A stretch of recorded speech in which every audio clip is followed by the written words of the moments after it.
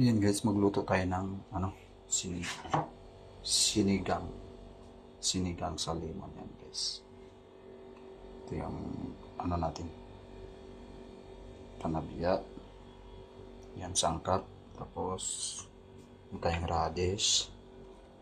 Tapos litos. Dahon ng sibuyas. Tapos itong ating asin na Himalayan pink.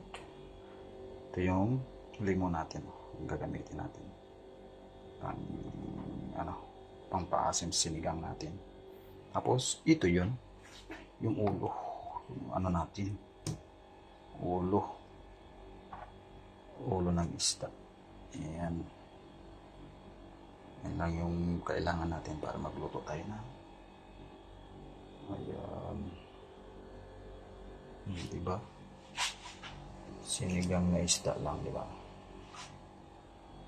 Yan. Ito may sili tayo. Ito sili. Pang-ahang lang konti. Litos yan. Radish. Tawag ng sibuyas. Kamatis. Luya. Sibuyas. Yung sibuyas ang dahon. Hinalo ko dito sibuyas. Pinakalaman-laman niya para medyo may lasa yun.